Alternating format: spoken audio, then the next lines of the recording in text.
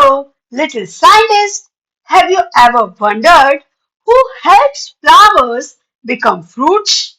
Who helps us get delicious apples, mangoes, tomatoes, cucumbers, and even chocolates? Is it the wind?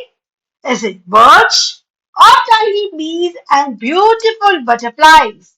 Today, we are going to discover the amazing heroes of nature while making a beautiful pollinator garden EVS project step by step. Stay till the end because there is a fun quiz and an exciting challenge waiting for you. Let's begin. Welcome to the Learn with Tanti Academy. Today we are making a colorful Pollinator Garden project perfect for school exhibition, EVS homework and science activity. So let's begin. So as you see in this will be the final picture of Pollinator Garden.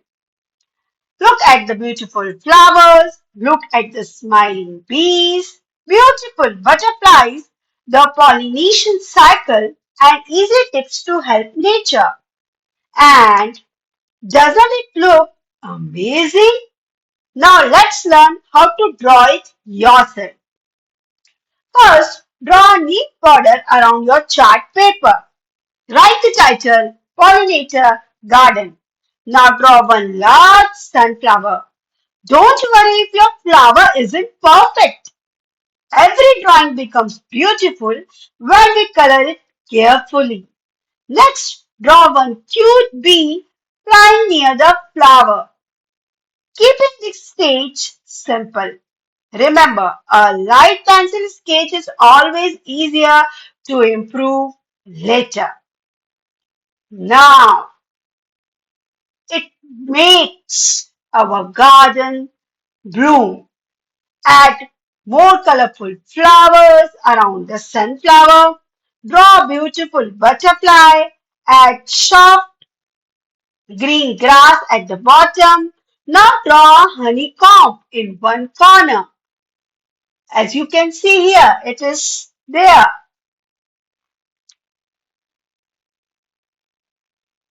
This is honeycomb. You can draw in one corner. Our garden is slowly coming alive.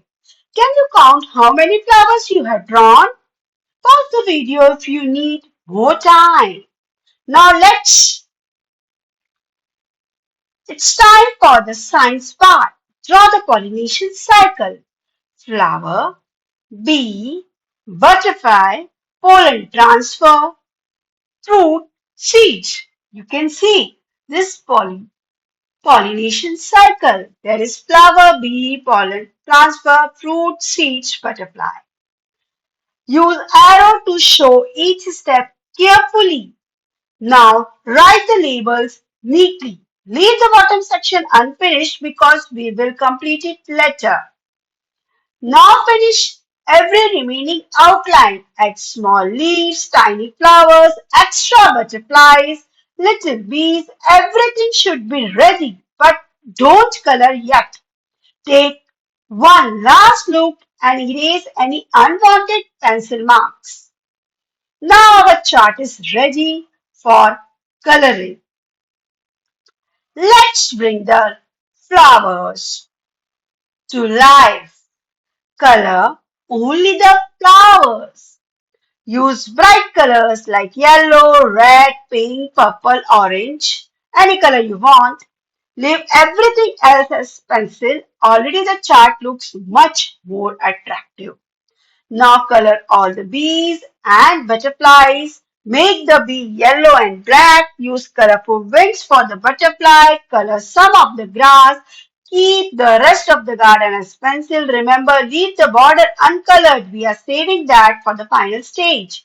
Now color almost everything. Finish the grass, leaves, honeycomb, and why pollinators are important, the tips, the quiz time, everything you have to color, the pollination cycle.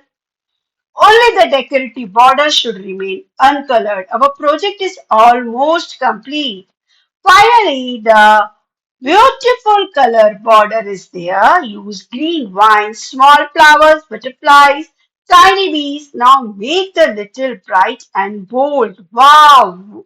Your pollinator garden project is now ready for your school exhibition.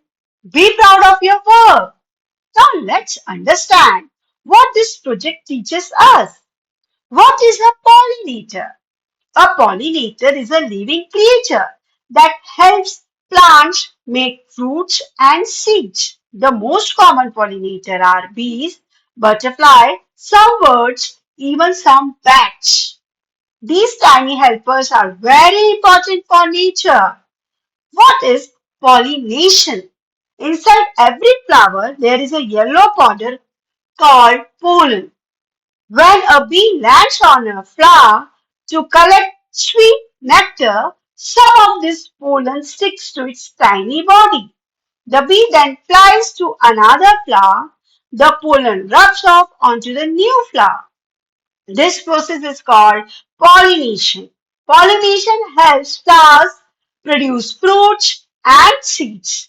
Without pollination, many plants would not grow fruits. Why are bees so important? Did you know many fruits and vegetables depend on pollinators? Apples, mangoes, strawberries, cucumbers, pumpkins, sunflowers, even many flowers become healthier because of bees. That means these tiny insects help farmers, gardens, forests, and all of us. Why are pollinators in danger? Sadly, bees and butterflies are facing many problems. Cutting down trees, too many harmful chemicals on crops, pollution, fewer flowers to collect nectar. Because of these problems, the number of pollinators is decreasing in many places. How can we help? The good news is that every child can help. Plant flowering plants. Never disturb bee homes. Keep a small bowl of water in your garden during hot days. Avoid spraying harmful chemicals near flowers. Protect trees and gardens. Small action can make a very big difference. Did you know? One hardworking honeybee can visit around 2000 flowers in a single day. Imagine how much work one tiny bee does for nature. Let's thank our little pollinator friends. Time for today's quiz. Which insect is the best pollinator? Bee, butterfly, spider? Don't tell me the answer. Write it in the comment below. I will reveal the answer in the pinned comment. Here is a today challenge. Can you name three flowers that bees love to visit? Write your answer in the comment. Let's see who gets them all correct. Now let's look at the border. So this is how you can draw the border to make a chart very attractive. If you enjoyed making this beautiful pollinator garden project and learned something new today, please give this video a big thumbs up. Like, share it with your friends and classmates, and subscribe to Learn with Clarity Academy. Every week we create exciting EVS projects, science activities, and fun learning videos to make studying easy and enjoyable. Remember, when we protect bees and butterflies, we help protect our future. Thank you for watching. See you in the next creative project. Bye bye.